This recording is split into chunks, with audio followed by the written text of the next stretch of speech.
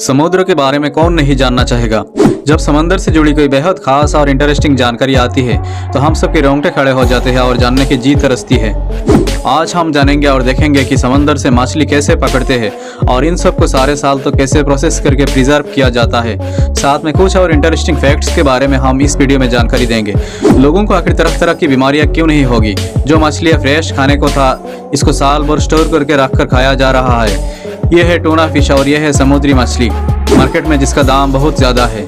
यह कोई particular season में नहीं बल्कि पूरी साल पाया जाता है, इसलिए इसको समुद्र से पकड़कर फ्रीज करके रखा जाता है। कोल्ड स्टोरेज से पूरी साल तक मार्केट में सप्लाई किया जाता है और साथ में पूरी दुनिया पर सप्लाई किया जाता है। तो आज दोस्तों मैं आप लोगों को लेके जाऊंगा एक ऐसी फैक्ट्री में जहां समंदर से मछली आने के बाद प्रोसेसिंग करना, पैकेजिंग करना और आप लोगों के घर पर पहुंचाने तक सब कुछ काम किया जाता है। और इससे अलावा चाइना के एक ऐसी फार्म में ले जाऊंगा जहां चॉपस्टिक तैयार किया जाता है। चाइना के लोग नूडल्स खाने को बहुत ज़्यादा पसंद करते हैं, इसलिए इन लोगों की सबसे फेवरेट खाना है नूडल्स। तो इस नूडल खाने में बहुत ज़्यादा चॉपस्टिक की ज़रूरत पड़ती है और इस चॉपस्टिक की मैन्युफैक्चरिंग करके यानी प्रोडक्शन करके लोग बहुत ज़्यादा फ़ायदा उठा रहा है। सिर्फ ये नहीं, बांस के पत्ते से भी चाय तैयार किया जा रहा है। पहले के ज़माने में बांसुरी होती थी बांस से, अब बांस के पत्ते भी इस्तेमाल होने लगे और जिस चाय पीने की वजह से लोगों की ब्रेन की क्षमता बहुत ज़्यादा बढ़ जाती है। इस सारी इंटरेस्टिंग जानकारी पाने के लिए आप वीडियो के अंत तक हमारे साथ बने रहिए। अभी बात करते हैं कैसे टूना फिश फैक्ट्री में प्रोसेसिंग किया जाता है। दोस्तों समुद्र एक ऐसा स्थान है जहां हर तरह की मछली की प्रजाति पाई जाती है और ढेर सारी मछलियों में से टूना फिश बहुत ज़्यादा पसंद किया जाते हैं। टूना फिश के हर एक की वजन 100-200 से 400 किलोग्राम भी हो जाती है। जिस मछली की वजन जितना ज़्यादा होते हैं उसकी प्राइस भी उतना ज़्यादा होते हैं। चलिए चलते हैं कि इस मछली फैक्ट्री तक कैसे लाए जाते हैं। सबसे पहले वर्कर्स सवेरे में समंदर में जाते हैं और पूरे दिन समंदर में जाल को बिछा कर रखते हैं। जब जाल में बहुत सारे मछली आ जाते हैं तो ये सब को जाल के साथ नाव में लाया जाता है या जहाज में उठाया जाता है और जाल में तरह तरह की मछलियाँ पकड़ा जाता है।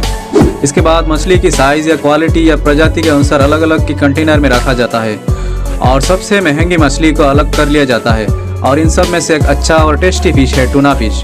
अब इन सब का फैक्ट्री में लाने का बारी है और यहाँ शुरू होती है असली प्रोसेसिंग। जैसे कि इस मछली का चाहिदा ज़्यादा है इसलिए इसको बहुत ज़्यादा दाम में सेल कर दिया जाता है, मगर कंपनियाँ इसको बिना काट कर नहीं खरीदता। ये सारी मछली काटने के लिए अलग अलग की फैक्ट्रीज होती है जहाँ इस मछली को छोटा छोटा टुकड़े में काट दिया जाता है। और ये सारी मछली काटना कोई बच्चों का खेल नहीं, जो कोई इस मछली को काट नहीं सकता। ये सब को काटने के लिए ज़रूरत है प्रोफेशनल कारीगर और उन लोगों का सालों का एक्सपीरियंस। देखते ही देखते 200 किलोग्राम वजनी इस मछली को काट दिया गया। अब मार्केट की चाहिदा के अनुसार छोटा या बड़ा टुकड़ा करके उसको पैकेट करके बेच दिया जाता है मार्केट में। ये मछली अब चला गया मार्केट में। समुद्र में नाव या जहाज लेकर जाने के बाद तो थोड़ा सा मछली लेकर नहीं आ सकता, इसलिए यहाँ बहुत ज़्यादा मछली एक साथ पकड़ कर लाया जाता है। इन सब टूना फिश का इंटेस्टाइन और इंटरनल ऑर्गन्स फेंक के बहुत अच्छी तरह से क्लीन करके स्टोरेज में स्टोर किया जाता है। अब मैं आप लोगों को एक दर्दनाक चीज़ दिखा रहा हूँ। यहाँ जिस मछली जितना ज़्यादा बड़ा है उस मछली की कीमत उतना ज़्यादा है। इस मछलियों का बोली लगाई जाती है और जो जितना ज़्यादा पैसा देगा उसके सामने वो जिंदा मछली को बेरहमी से काट कर पीस पीस करके दिया जाता है और बहुत ज़्यादा खून बहता है क्योंकि इसका शरीर बहुत ज़्यादा बड़ा होता है और बहुत तड़प तड़प के मरते हैं इस मछली। खैर अब बताता हूँ कि इस मछली को लंबे समय तक कैसे फैक्ट्री में रखा जाता है। इस मछली को क्लीन करने के बाद -50 डिग्री सेल्सियस टेम्परेचर में कोल्ड स्टोरेज में रखने के लिए भेज दिया जाता है। ये इतना ज़्यादा ठंड है कि आप अनुमान लगा सकते हैं कि 0 डिग्री सेल्सियस में पानी बर्फ बन जाता है। तो आप समझ गए होंगे कि ये मछली कितनी ठंडी में रखा जाता है। और अगर आप इस मछली को इस हालत में हाथ से छू लेंगे तो आपका हाथ भी ठंड की वजह से सुन्न हो सकता है। अब जब डिमांड आता है मार्केट से कि इस साइज़ की पीस करके या पैकेट करके बेच दिया जाए तो फैक्ट्री में इसकी काट लगाई जाती है और पैकेट करके बेच दिया जाता है। जैसे डिमांड आता है वैसे आप देखेंगे कि कैसे इस मछली को फैक्ट्री में काट लगाई जाती है। जैसे कि लकड़ी की मिल में करात से लकड़ियाँ काटी जाती है वैसे ही इस मछली को काटा जाता है। मछली के शरीर में जो अनवांटेड हिस्से होते हैं उसको भी काट के अलग कर दिया जाता है। जब काटने की काम कंप्लीट हो जाती है तब इस मछली की मीडियम साइज पीसेस को ईंट के टुकड़े जैसा दिखाई देता है। अभी सारे टुकड़ों को इससे ज़्यादा छोटे छोटे करके विंग स्केल में उठाकर पैकेट करके मार्केट में बेच दिया जाता है।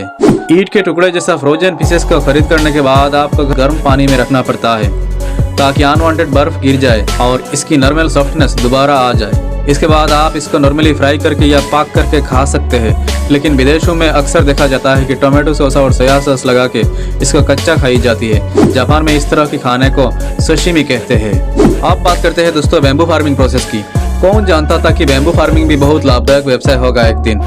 अब जानेंगे आप इसके बारे में बहुत रोचक जानकारी।